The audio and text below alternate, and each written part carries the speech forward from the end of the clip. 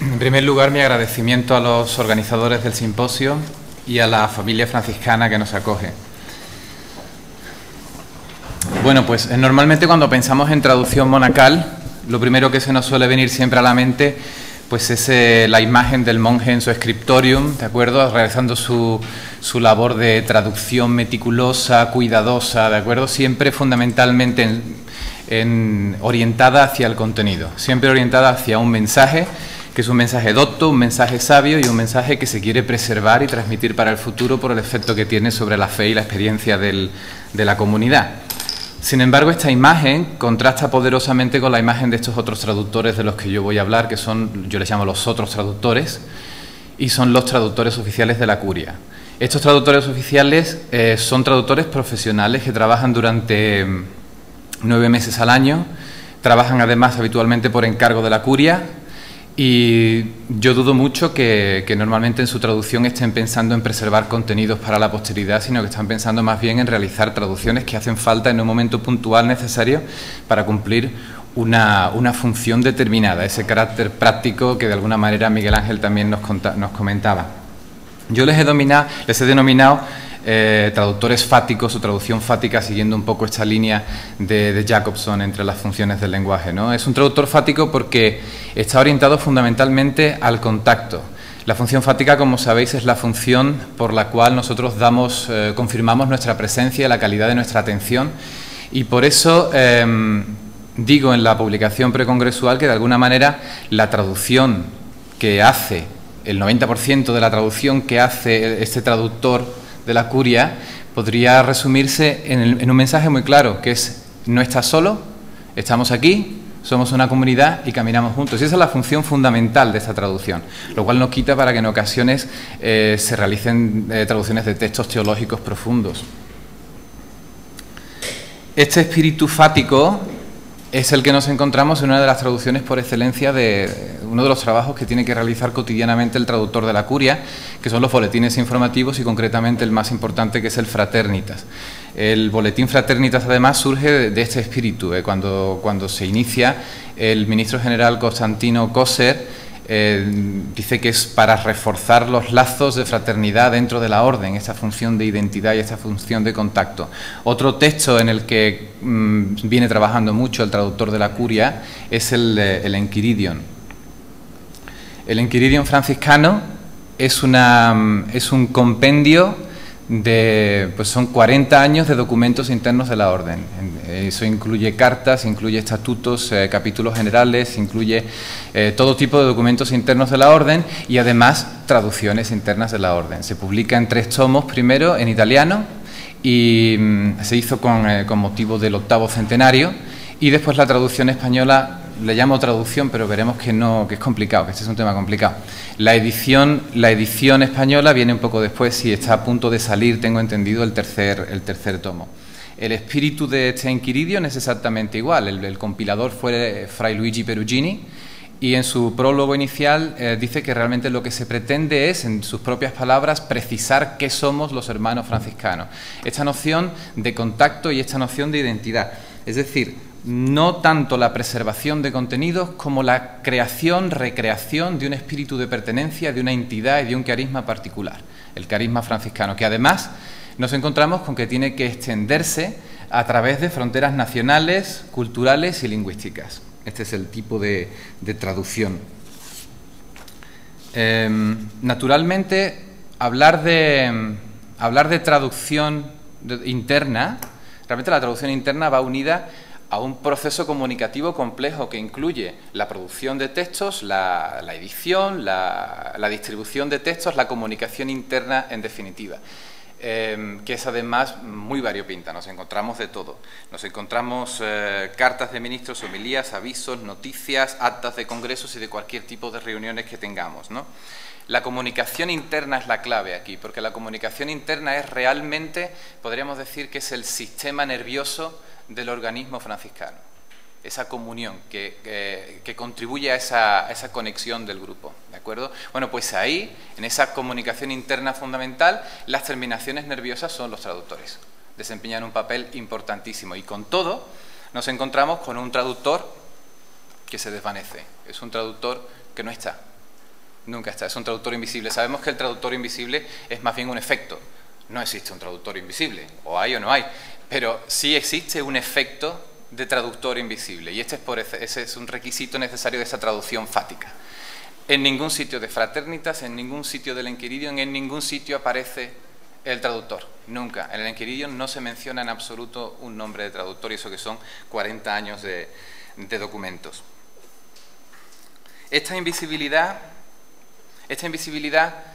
sin duda puede entenderse, ya se ha mencionado, como perfectamente coherente con este espíritu franciscano de pobreza, de humildad y también el carácter práctico. Pero por otro lado es un requisito técnico de esta traducción fática. Los encontramos, si hace falta se encuentran, pero no se encuentran firmando, poseyendo intelectualmente cada una de sus traducciones, ¿no? Es curioso que aparecen como grupo dentro de un grupo. Son una oficina, la oficina de traductores, dentro de las oficinas de la curia.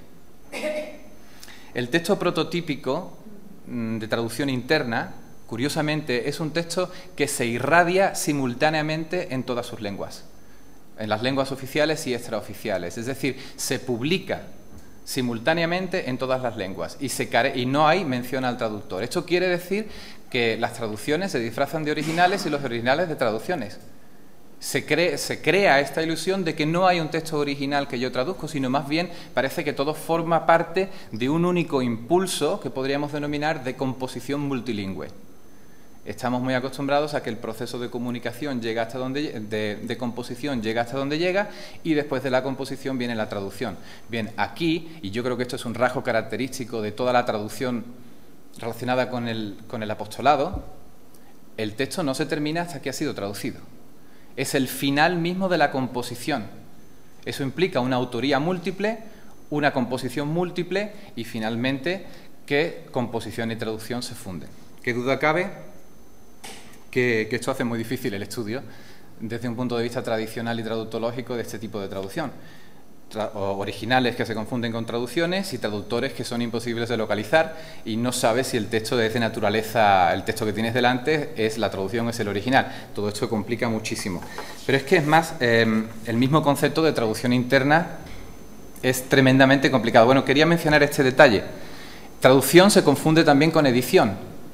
Podríamos pensar que el Enquiridion en español es una traducción del Enquiridion en italiano. No es así, no siempre es así, no sabemos hasta qué punto es así. Lo que sí sabemos es que algunas de las versiones que aparecen en el Enquiridion italiano, lo que ha hecho el editor traductor del Enquiridion español ha sido buscar ese texto previamente traducido, por ejemplo, en selecciones de franciscanismo, con lo cual lo que ha hecho ha sido editarlo, probablemente corregido, probablemente supervisado.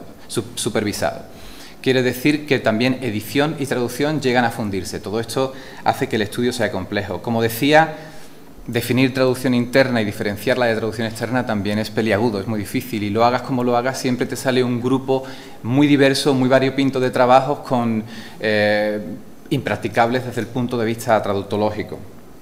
Una traducción interna, pues podríamos tratar de decir que la traducción interna es aquella en la que el original está escrito por un franciscano que además se dirige a la comunidad franciscana. Además lo suele hacer por encargo o con la sanción de alguna manera de la curia. Y en cuanto al contenido, pues ahí nos encontramos una gran diversidad. Muchos de estos documentos internos tienen que ver con la regulación interna, naturalmente, con el gobierno interno de la orden. Y otros tienen que ver con la identidad, con esta función fática, y a veces separar estos dos aspectos es complicado. Habría otra manera de definir la traducción interna, que sería muy fácil y nos diría muy poco, que sería que la traducción interna es la que practican los traductores de la curia, sea la que sea. Y entonces ahí encontramos esa dificultad de hallar factores comunes, ¿no? Nos lleva también esto a tratar de precisar una traducción externa, que sería la que hacen los traductores franciscanos, la hacen por una motivación particular, privada, no necesariamente por encargo de la curia, y los autores no tendrían por qué ser franciscanos, aunque muchas veces lo son, franciscanos de antaño, por ejemplo. En fin, esto no tiene mayor relevancia. Lo que sí tenemos es casos curiosos, como por ejemplo la regla de San Francisco. Desde este punto de vista se trata como documento interno y como documento externo. En principio diríamos que la regla es el documento interno por excelencia. Y así aparece en las publicaciones, por ejemplo, de la editorial Seráfica. Tenemos publicaciones de la regla que son monolingües y donde no hay mención ninguna a un traductor. No se nos dice si ha sido traducido del latín, no se nos dice si ha sido una versión anterior, y si es una versión anterior que ya preexistía, cuál ha sido su autor y dónde aparecía.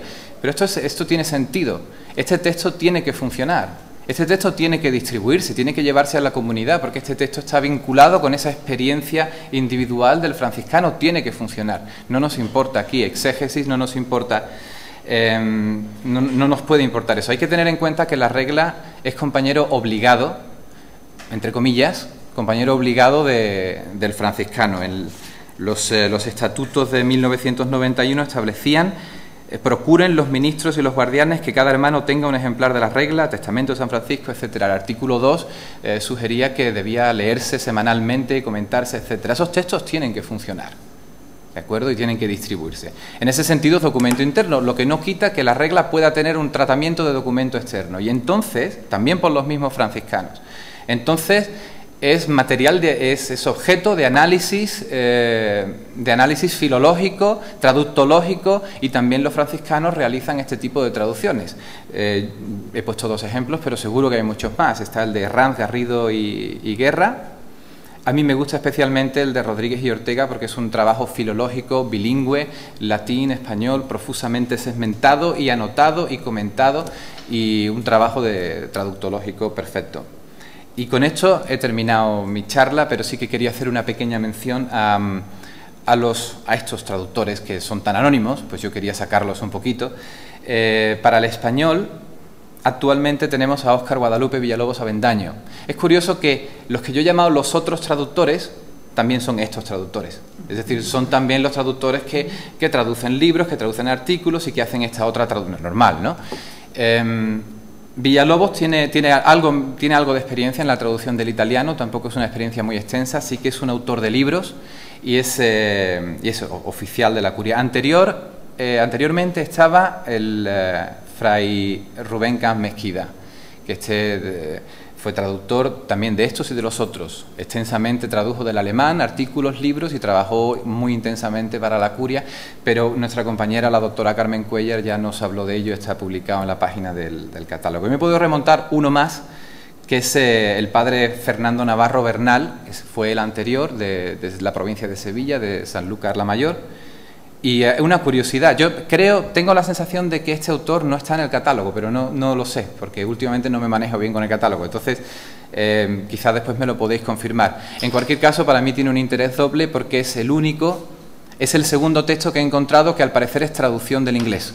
Tiene este artículo de Peter Cherry, que aparecía en la revista Burlington Magazine, y hizo esta traducción para Guadalupe, y me parece un dato interesante. Y ya ahora sí, para cerrar, a manera de un muy humilde homenaje, a mí me gustaría acabar con un párrafito que en una entrevista personal Villalobos me transmitió, y me gustaría acabar con sus palabras, que además reflejan este sentido práctico, funcional, creo que muy franciscano, de lo que es la traducción. Y dice Villalobos: antes de hacer mis traducciones me pregunto, ¿traducir es decir lo mismo en otra lengua? Sin duda que para responder se requiere tener la respuesta en mente de lo que significa decir y de qué quiere decir lo mismo. No considero que mis traducciones sean literales, más bien intento decir casi lo mismo, sin que este casi sea muy elástico y evitando traicionar lo escrito en la lengua original. Para ello me ayuda enormemente tener experiencia directa de lo que traduzco y de lo que se habla en el texto. En ocasiones recurro a la negociación.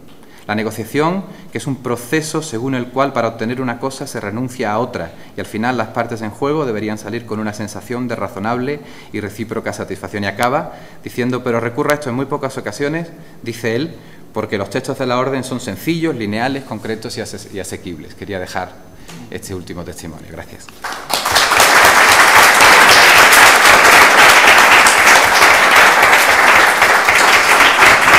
Bueno, como Enrique casi se ciñó al tiempo, no sé si hay algún comentario, alguna pregunta. ¿Sí? Una pregunta, Enrique, muchas gracias por